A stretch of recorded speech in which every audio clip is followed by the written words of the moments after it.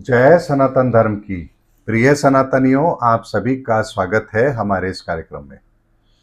सनातनियों, वापस से आप लोग एक खबर सुन रहे हैं कि कोविड वापस आने वाला है, महामारी फैलने वाली है, कुछ केसेस आने लगे हैं। भारत के अंदर भी कुछ केसेस देखे गए हैं।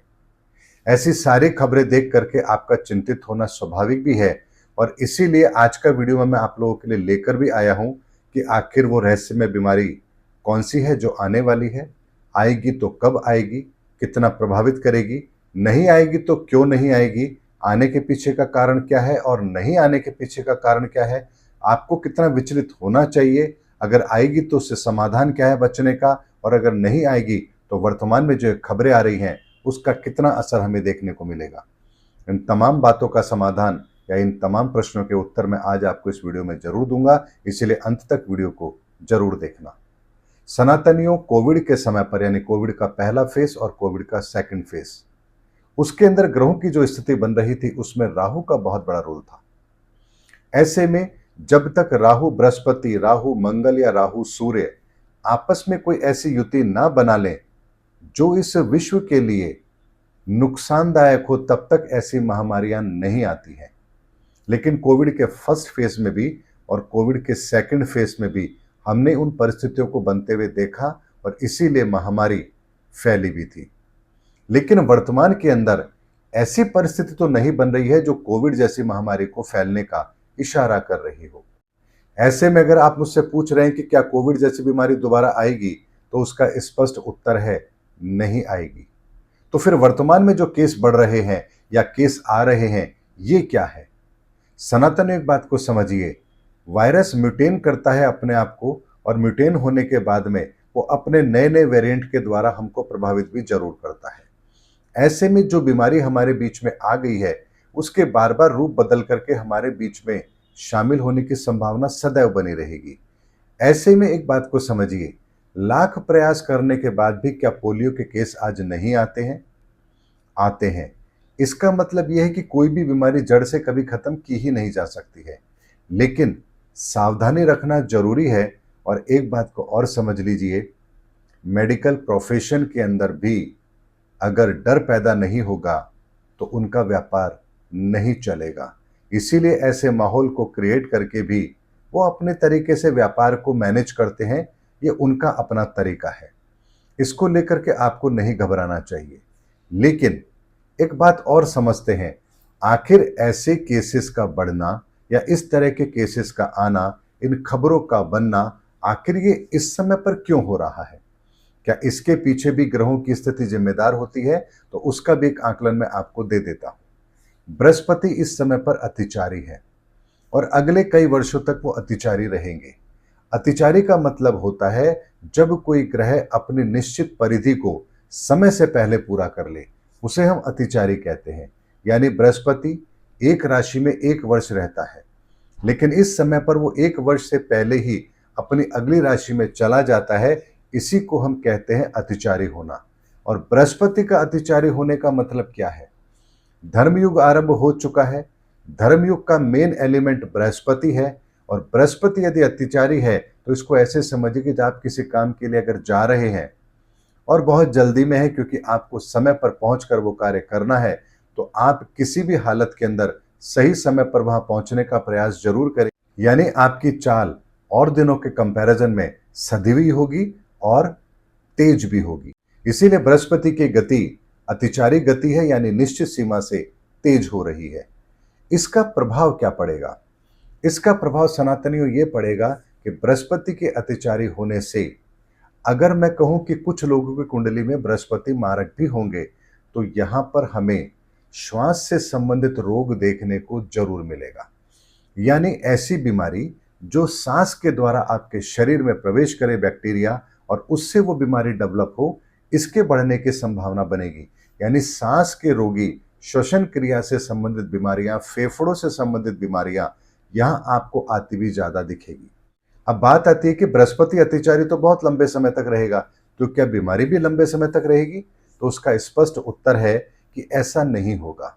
लेकिन वर्तमान में क्यों हो रहा है, इस बात को समझिए।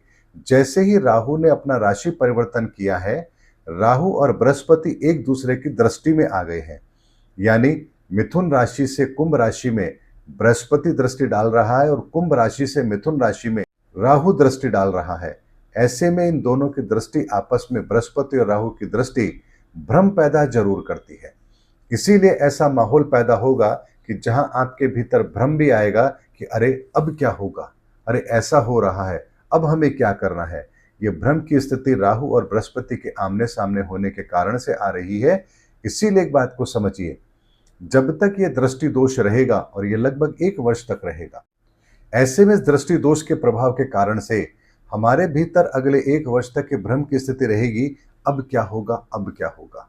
ये बीमारी को लेकर नहीं, हर चीज को लेकर होगा कि अचानक से परिस्थिति ऐसी बनेगी कि हमारे सामने भ्रम के बादल आएंगे। अरे अब क्या होगा। ये भ्रम के बादल केवल तभी दूर हो सकते हैं जब आप बृहस्पति के अधीन जो ऊर्जाएं हैं उनका संतुलित प्रयोग कर पाएंगे, अर्थात ज्ञान का।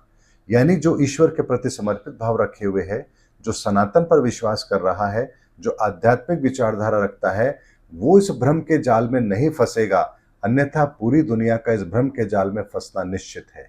ऐसे में सनातन एक बात को समझिए, बृहस्पति के अतिचारी होने के कारण से और राहु की दृष्टि में आ जाने के कारण से ही इन परिस्थितियों का जन्म हुआ है। इसमें हकीकत कम होगी और दिखावा यानी कि भ्रम ज्यादा होगा। ऐसे में खबरें जो आएंगी वो आपको बढ़ा चढ़ा करके दिखाई जाएंगी, लेकिन वास्तविकता में उसका धरातल पर असर उतना नहीं होगा। इसीलिए किसी भी रहस्यमय बीमारी को लेकर के अगर आप चिंता कर रहे हैं तो इतना जरूर समझिए, बीमारी का प्रकोप आ सकता है लेकिन वो कोविड नहीं होगा, वो कोविड की तरह भयंकर नहीं होगा। जो बीमारी आएगी वो बृहस्पति राहु के आपस में दृष्टि भ्रम के कारण से आएगी, जिसका सीधा सीधा संबंध श्वास और श्वास से संबंधित पैदा होने वाली बीमारियों से होगा। क्योंकि इस समय युति इस तरह की बन रही है, क्योंकि मंगल की दृष्टि भी इस समय पर राहु पर है और बृहस्पति की दृष्टि भी इस समय राहु पर है। ऐसे में यह स्थिति बनना स्वाभाविक भी है, लेकिन ये बहुत लंबे समय तक नहीं बनेगी।